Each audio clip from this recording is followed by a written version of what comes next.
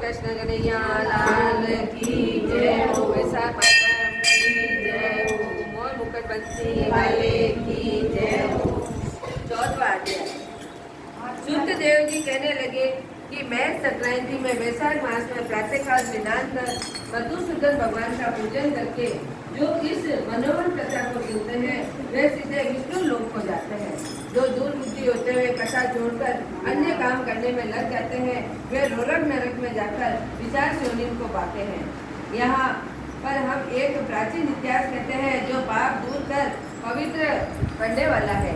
प्राचीन काल में गोदावरी के किनारे ब्रह्मोत्सव क्षेत्र में ब्रह्मनिष्ठा बड़े परमहंस दुर्वासा ऋषि के 2 शिष्य रहते थे। वे सदा उपनिषद शास्त्रों में निष्ठावान थे। उन्हें किसी भी कुछ अपेक्षा नहीं थी। भीख मांग कर जो कुछ मिलता उसी को खाकर पर्वत की गुफा में रहते थे। ये दोनों तीनों सत्यनिष्ठा तपोनिष्ठ नामों से विख्यात हुए।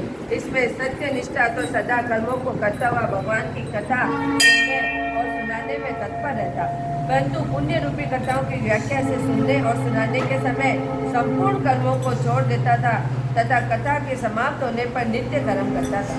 वह बिना कथा श्रवण किए अन्य ग्रहण नहीं करता है। तो जो मनुष्य ऐसी कथा सुनते हैं उनके जन्म के बंधन नहीं व्यापते।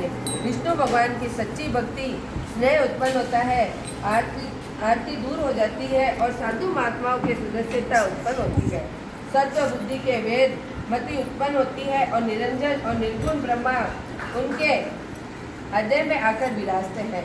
परंतु जहाँ साधु महात्मा न हो, तुलसी न हो, विष्णु जी का मंदिर न हो, काल मृग न हो तथा कथा न होती हो, वहाँ यदि साक्षात गंगा जी का किनारा भी क्यों न हो त्याग देना चाहिए। जहाँ का मरा हुआ प्राणी 100 जन्म तक उत्तर योनि को पाता है और अंत धरती नरक में पड़ता है। ऐसे उपनिषद विचार से मुनीश्वर सदा विष्णु के भक्ति की कथा श्रवण करने में तत्पर रहता था। मगर दूसरा जो तपोनिष्ठ था वह जीवन से विष्णु कथा कहता था, न कानों से सुनता था। तीर्थ स्नान करने जाता तो वहाँ पर भी होती हुई कथा के तप विघ्न न पड़ जाए इसे डर के मारे से छोड़ देता था। श्रोता वक्ता कोई भी कर्मनिष्ठ के निकट होकर ग्रह कार्य के लिए नहीं निकलता था। दुरात्मा दुर्बुद्धि ऐसे समय बिता अपना शरीर छोड़ दिया। तब वह समी के वृक्ष पर क्षीणकर नामक एक बलवान पिशाच हुआ। आश्चर्यहीन शुद्धा और व्याकुल उसका कंठ ओष्ठ और तालु सूख गए। ऐसे ही अत्यंत दुखी हो अपने किए कर्मों के ऊपर विचार करता हुआ वह उत्तम इधर उधर घूमता हुआ और भटकता रहा। इस प्रकार 10 सहस्त्र वर्ष बीत गए। उसे अपना कोई रक्षक दिखाई नहीं देता था। वह अकथ आत्मा देह पवन अग्नि के समान लगता था। जब कालिनी के तुल्य और पुरुष आदमी विश्व के सदस्य मालूम होता था। इस प्रकार वह उस सुनसान मन में साधु संग तथा कथा के सहित विस्तार पर भटकता रहा। कदाचित देव योग से शस्त्र निष्ठा 35 पुरी को आया। वह मार्ग में शुद्धा अत्यंत पीड़ित और अत्यंत दुखी शीर्णकर्ण नामक पिशाच को देखा। उसे देखकर मुनीश्वर कहने लगे, डर मत, तू कौन है? तेरी यह दशा कैसे हुई? अब मैं आगे तुझे दुख नहीं होने दूंगा। सत्यनिष्ठा के ऐसे आश्वासन देने से शीर्णकर्ण अत्यंत व्याकुल होकर कहने लगा, हे प्रभु, मैं दुर्वासा का शिष्य तपोनिष्ठ नाम से यति हूँ। मैं ब्रह्मोत्सव क्षेत्र का निवास करता हूँ। कर्मों के लोभ हो जाने के कारण, भय से उनकी दुर्बुद्धि के कारण महात्माओं के द्वारा कहीं भी विष्णु कथा का आदर नहीं किया। उसी कर्म से घोर परिणाम में मेरी मृत्यु हुई और शीर्णकर्ण नामक पिशाच बन दुख से अत्यंत व्याकुल हुआ हूँ। आज मेरा भाग्य फिर गया। मेरे ऊपर सब देवता गुरु साधु संतुष्ट है। हरि भगवान मेरे ऊपर प्रसन्न है जो आपके दर्शन हुए।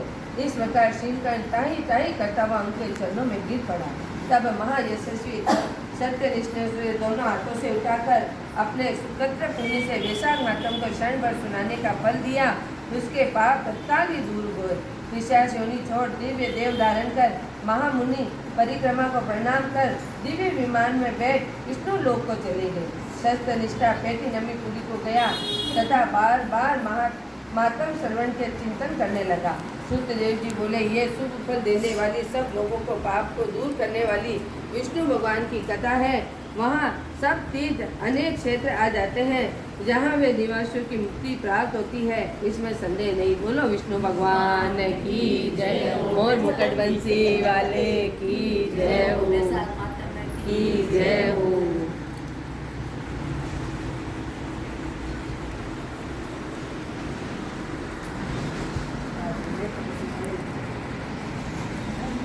एक बार जय हो बोल दो। बोल कृष्ण कन्हैया लाल की जय हो।